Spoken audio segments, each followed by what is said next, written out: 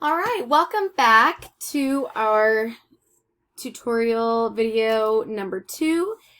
This is going to take a look at the templates, how to make a copy and store them in your MT folder, and how to submit. All right, so let's get started. First things first, month at a glance. This should have been turned in already, but you have an opportunity to turn it in each month. So this will be a document that you will need to either, depending on which one you pick, you'll either need to make sure you can go back and access it in your MT folder or provide a link in the other month at a glance due dates. So you go into your templates for month at a glance.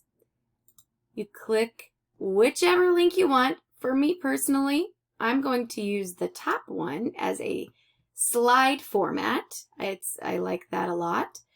It's asking me to make a copy. I'm going to make a copy of this document. When I make a copy of this document, we have to do two things first. All right, so we title our document FY25, first name, last initial, and the title. This says it lives in my drive, but I want to make sure that it's located in my music teacher folder that is linked to my dashboard. So I'm going to click on that little folder there.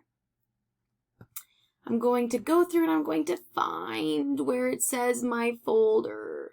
So it says right here, FY25 MT folders. Oh, there I am, Abigail Barrett, 2425. All right, I'm moving it there. Yeah, sure. Everyone can see it. That's totally fine. All right, so there it is. Barrett Abigail, 2425. I'm going to later go in and make sure that I have put this into my lesson planning folder within my MT folder, just so I can stay extra organized and locate all my documents pretty easily. So in this format, you have all of the months already planned out for you. So this is, something that I prefer. I really like this format. You just fill it in and add on to it monthly. It's really just a great guide. In order to link this, you need to go to Share. This is going to submit. This is going to allow you to submit. So if you are using this document, what really needs to be happening is add people who are able to edit. So if you are not already sharing this document with your instructional supervisor, please add people or groups to this document that need to be able to access it. Your instructional supervisor needs to be able to access, edit, comment. They need access. If you have any questions on how to do that, please let me know. But I'm going to just add Franklin Gomez as an editor. Just so he knows. I'm not going to notify him. It's not that big of a deal. That's totally fine. So I'm going to share this with my supervisor. I'm going to copy the link. And once this is all complete, I go back to my dashboard.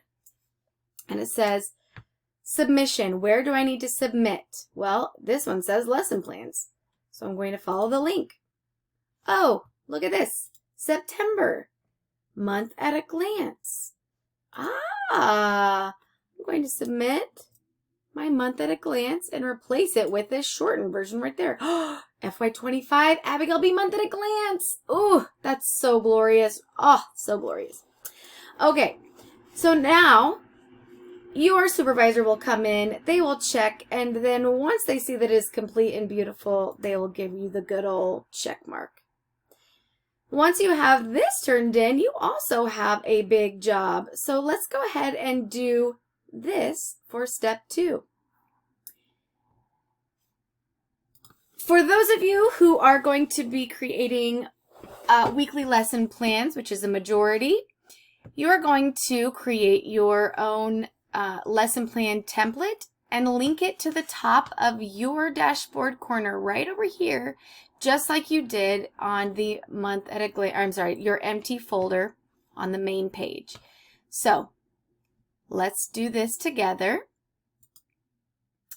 We're going to click the lesson plan template. It says make a copy. Why, yes, I will make a copy. We will take an immediate moment to title this FY25, first name, last initial, lesson plan template. This is wonderful because it is a fillable template where all you need to do is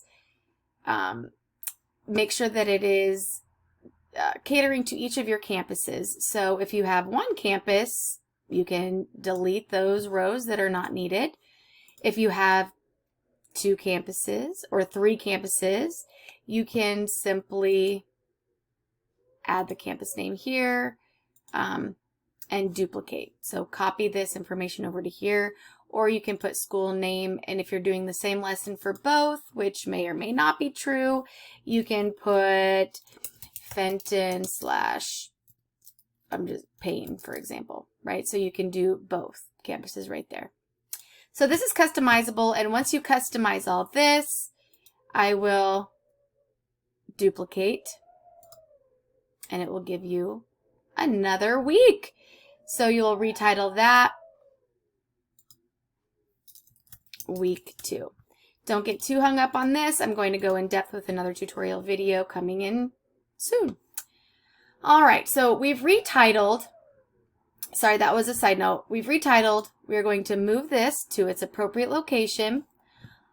Here is my music teacher folder, last name, first name, 2425. I'm going to select it here. I have a subfolder in there that is lesson planning and observations. I'm going to select it here, and I'm going to move. Yes, I'm going to move it there and change who has access. I'm going to share. First thing I'm going to check, does my supervisor have it? I don't know. I'm going to add Franklin Gomez as my supervisor. I'm not going to notify him. I don't need that. Editor of my lesson plan. I'm going to share it with him there. Once I know that my document has been titled correctly, it's been moved to the correct location, and I am shared to my supervisor, I am now going to get the link,